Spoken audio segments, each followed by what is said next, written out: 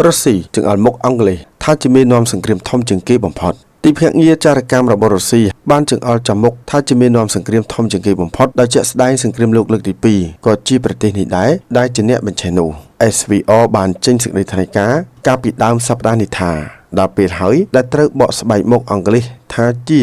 អ្នកដើរបង្កសង្គ្រាមធំជាងគេបង្អស់មិនត្រឹមតែប៉ុណ្ណោះ SVR ថែមទាំងចាត់ប្រកាន់ចំដែលថាអង់គ្លេសនេះឯងដែលស្វះស្វែងខ្លាំងជាងគេដើម្បីបំផ្លាញដល់កិច្ចខិតខំប្រឹងប្រែងរបស់អាមេរិកក្នុងការនាំយកសន្តិភាពឲ្យអ៊ុយក្រែននិងព្យាយាមបង្អាក់ដល់ការស្ដារទំនាក់ទំនងរវាងទីក្រុង Washington ជាមួយនឹងទីក្រុង Moscow សេចក្តីថ្លែងការណ៍របស់ SVR កើតឡើងចំពេលសង្គ្រាមអ៊ុយក្រែនលេចចេញពន្លឺនៃបាត់ឈប់បាញ់ក្រោយគណៈប្រតិភូអាមេរិកអ៊ុយក្រែនជួបពិភាក្សាគ្នានៅប្រទេសអារ៉ាប៊ីសាអូឌីតប្រធានាធិបតីអ៊ុយក្រែនលោក Volodymyr Zelensky បានឯកភាពរួចហើយចំពោះបទឈប់បាញ់រយៈពេល30ថ្ងៃដែលរៀបរៀងដោយសហរដ្ឋអាមេរិកក៏ប៉ុន្តែគេនៅរងចាំភាគីរុស្ស៊ីធ្វើការសម្រេចចិត្តលើសំណើនេះយ៉ាងណាក្រោយភាគីរុស្ស៊ីបានបញ្ជាក់លក្ខខណ្ឌនៃបទឈប់បាញ់ថាខ្លួនជាអ្នកកំណត់មិនមែនសហរដ្ឋអាមេរិកនឹងទាមទារសូមឲ្យមើលខ្លឹមសារលម្អិតនៃសំណើនោះសិនស្របតែពេលនេះប្រធានាធិបតីអ៊ុយក្រែនលោក Volodymyr Zelensky និយាយផ្ដាំទៅសម្ព័ន្ធមិត្តទាំងឡាយថា